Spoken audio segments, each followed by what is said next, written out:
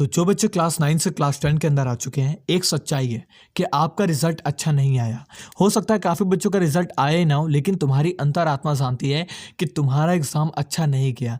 इस कंडीशन में तुम लोगों ने प्रण लिया है कि मैं अपनी 10th की स्टार्टिंग बहुत ही फाड़ू तरीके से करूंगा, बट स्ट्रैटेजी वीडियो से अभी काम नहीं चलने वाला, पीडीएफ से आपका कुछ काम नहीं चलने वाला। सबसे इंपॉर्टेंट है पहले सिलेबस का पता होना, क्या मुझे पढ़ना है क्या मुझे नहीं पढ़ना। 2024 से 2025 के अंदर आपका क्या सिलेबस रहने वाला है, इस चीज़ के बारे में तुम्हें जानना काफ़ी इंपॉर्टेंट है। तो मैं इस वीडियो के अंदर सबसे पहले आपका सिलेबस बताऊंगा, मार्किंग पैटर्न बताऊंगा, पेपर पैटर्न बताऊंगा, आपकी unit wise chapter wise mark distribution बताऊंगा, इस सिलेबस तो बताऊंगा ही। तो सब चीज़ें इस वीडियो के अंदर कवर होने वाली हैं, तो इस वीडियो में एंड तक बने रहो। सब्जेक्ट आज का होगा हमारा एसएसटी का। तो स्टार्ट करेंगे सबसे पहले आपके मार्किंग पैटर्न से। तो मार्किंग पैटर्न के ऊपर आ चुके हैं। तो टोटल आपका इस साल का जो पेपर है वो होगा 3 घंटे का। बट काफ़ी बच्चे कहेंगे कि यार ये तो तुम्हें पता है 2 बोर्ड एग्जाम कंडक्ट होने वाले तुम्हारे, ये पता था? प्री बोर्ड कंडक्ट होते से चलता है, प्री बोर्ड नहीं, 2 बोर्ड एग्जाम कंडक्ट होंगे। तो कुछ चेंजेस एक्चुअल में है। तो टोटल मार्क्स आपका 100 है, ये तो सही है। पेपर मार्क 80 है, ये भी सही है। इंटरनल असेसमेंट 20 मार्क्स हैं। मैं आपको एक चीज़ बताऊं, ये जो 80 नंबर का पेपर है ये आपका 2 बार कंडक्ट होगा, ना कि ये वाला। इसके अंदर मैं हर बच्चे को कहूँगा, टीचर जो आपसे प्रैक्टिकल मंगाता है, जो एक्टिविटी फाइल लगाने को कहता है, मेरी बात मानो, टीचर मानते नहीं है, कुछ नहीं सोचते यार, तुम्हारे पास पैसा हो ना हो कोई फ़र्क नहीं पड़ता उन्हें। तो तुम थोड़ा बहुत मेहनत कर लो, तुम पैसा लगेगा, मान जानता हो 200-300 रुपए के प्रैक्टिकल मंगाते हैं, लेकिन उसको लगाओ, क्योंकि 20 नंबर तुम्हें पूरे चाहिए और तुम्हें पूरे मिलेंगे तब जब तुम अपनी टीचर की कही बात को मानोगे। पैसा खर्चा होता है मैं जानता हूँ, बट चलता है, करना पड़ेगा यार तुम्हें। मैं भी अपने टाइम पे बहुत मुश्किल से एक एक पैसे इकट्ठा करके करा था उस समय, ठीक है। तो पेपर मार्क्स आपका जो 80 नंबर का थ्योरी है ये आपकी 2 बार कंडक्ट होगी। बट अगर मैं इस चीज़ को नेगलेक्ट कर दूं तो एक चीज़ आपको समझाता हूं, हो सकता है काफ़ी बच्चों के 80 में से सिर्फ 20 नंबर है। क्या ये बच्चा पास है? एक्चुअल में पास है, पक्का पास है। कैसे? अगर आपके 80 में से 27 नंबर वाला पास होता है ना, टीचर कहते हैं 27 वाला नहीं, 20 नंबर वाला ही पास होगा। अगर आपके इसमें 20 है और इसके अंदर आपके 15 मार्क्स भी है ना, तो भी आप पास हो। कैसे? क्योंकि इन दोनों को मिला करके आपके 35 मार्क्स होंगे और 33 मार्क्स वाला पास होता है, आपके 35 है, आपको टोटल मिला करके पास कर दिया जाएगा। यानी कि क्लास 10 के अंदर 80 प्लस इसके अंदर किया जाएगा आपका 20, तो आपको पास कर दिया जाएगा बिना किसी टेंशन के। यही चीज़ अगर 12th के अंदर होती तो इसके अंदर आपको अलग से 27 लाने पड़ते और इंटरनल असेसमेंट में आपको अलग से 6 नंबर लाने पड़ते या 7 नंबर लाने पड़ते, ठीक है, पास होने के लिए। इसके अंदर अलग से 26, इसके अंदर अलग, कोई प्लस नहीं किया जाता 12th के अंदर। बट 10th के अंदर फ़ायदा है कि आपके दोनों को जोड़ करके जो है वो पास कर दिया जाएगा।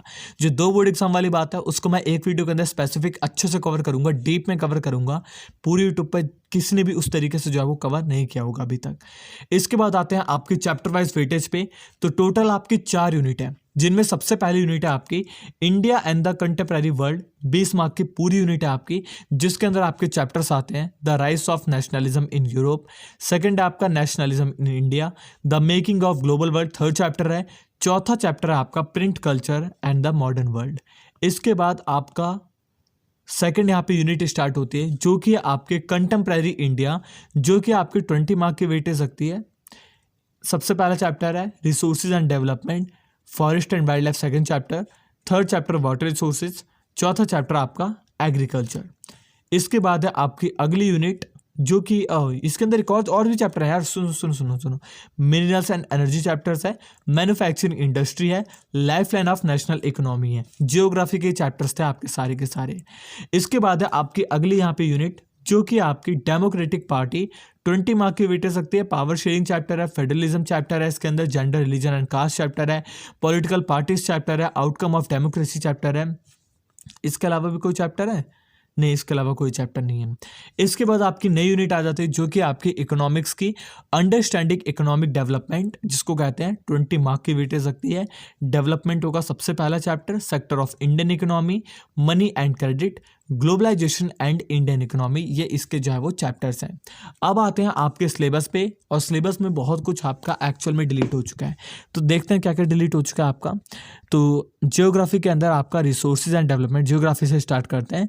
इसके अंदर आपका कुछ भी रिडक्शन जो है वो नहीं हुआ है, यानी कि पूरे चैप्टर को आपको पढ़ना पड़ेगा। ठीक है। सेकंड है आपका फॉरेस्ट एंड वाइल्ड लाइफ, इसी का है जियोग्राफी का। इसके अंदर आपका डिलीट हो चुका है conservation of forest and wild life in India. दूसरा टॉपिक है प्रोजेक्ट टाइगर, ये आपका जो है वो डिलीट हो चुका है।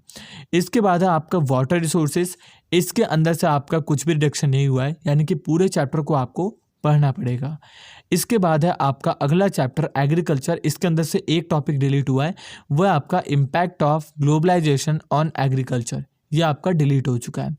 इसके बाद next minerals and energy resources, इसके अंदर से आपका कुछ भी रिडक्शन जो है वो नहीं हुआ है, तो ये चैप्टर आपको कंप्लीट पूरा पढ़ना पड़ेगा। ठीक है।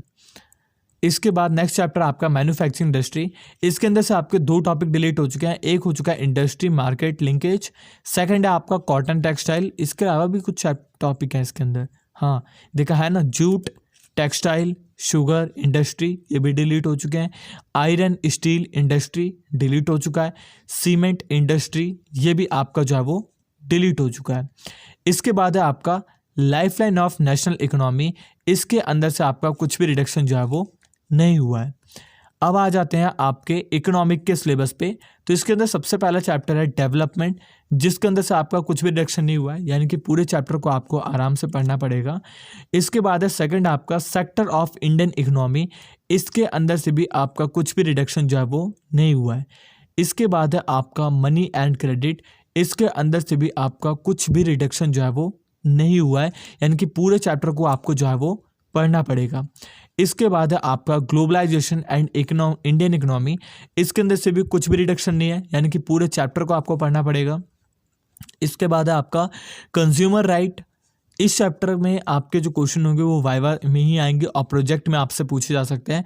एग्जाम के लिए ये चैप्टर आपका जो है वो नहीं है, क्या, कंज्यूमर राइट वाला, याद रख लेना, इसको लिख लो अपने कॉपी पेन लेकर। इसके बाद आपका सिविक का सिलेबस आ जाता है, जिसके अंदर आपका पावर शेयरिंग है, कुछ भी रिडक्शन इसके अंदर आपका जो है वो नहीं हुआ है, यानी पूरे चैप्टर को आपको पढ़ना पड़ेगा। इसके बाद है आपका फेडरलिज्म, जिसके अंदर से आपका कुछ भी रिडक्शन जो है वो नहीं हुआ है, पूरे चैप्टर को आपको पढ़ना पड़ेगा। और नई एनसीईआरटी को बाय कर लेना, मैं प्लीज़ आपसे रिक्वेस्ट करता हूँ।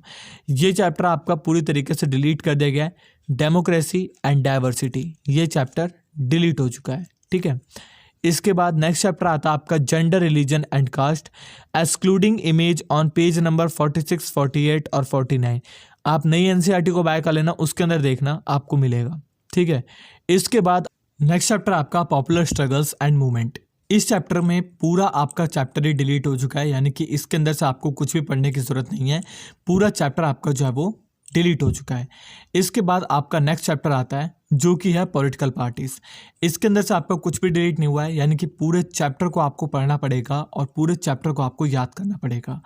इसके बाद नेक्स्ट आपका आउटकम ऑफ डेमोक्रेसी, इसके अंदर से भी आपको कुछ भी रिडक्शन नहीं हुआ है, पूरे चैप्टर को अच्छे से तुम्हें पढ़ना है और पूरे चैप्टर को याद करना पड़ेगा। इसके बाद है नेक्स्ट आपका चैलेंजेस टू डेमोक्रेसी, ये चैप्टर आपका पूरा डिलीट हो चुका है, इसके अंदर से आपको कुछ भी पढ़ने की ज़रूरत नहीं है, डिलीटेड आपका ये चैप्टर है। इसके बाद है आपका हिस्ट्री का सिलेबस, जिसके अंदर से आपका कुछ भी रिडक्शन नहीं है, तो एक भी चैप्टर को लिखने का फ़ायदा नहीं है, क्योंकि सब में नो रिडक्शन ही आएगा। तो ये था आपका हिस्ट्री का सिलेबस, और मैं लास्ट में कह रहा हूँ मैं आपके लिए कुछ ऐसी पीडीएफ लेकर के आने वाला हूँ जो कि सीक्रेट है, प्राइवेट है, इसलिए कह रहा हूँ सब्सक्राइब करके बेल वाले आइकन को प्रेस कर लो। काफ़ी बच्चे सोचेंगे बेल वाले आइकन, देखो बेल वाले आइकन को प्रेस करोगे ना, हो सकता है मैं 5 घंटे में उस वीडियो को प्राइवेट कर दूँ। एक बार तुम उस पीडीएफ को ले लोगे तो पूरे साल तुम्हारी छुट्टी है, पूरे साल अपने पास रखो, लेकिन वो मैं ना 5-6 घंटे के लिए डालूंगा। अभी मैं आप लोगों से रिक्वेस्ट करूँ, बाद में रिक्वेस्ट मत करना कि यार भैया पब्लिक कर दो वीडियो सुबह, ऐसा कुछ नहीं हो पाएगा। तो मेरी रिक्वेस्ट है नोटिफिकेशन बेल को ऑन कर लो कि जैसी डले तुरंत तुम्हारे पास नोटिफिकेशन जो है वो आ जाए। तो धन्यवाद आप सभी।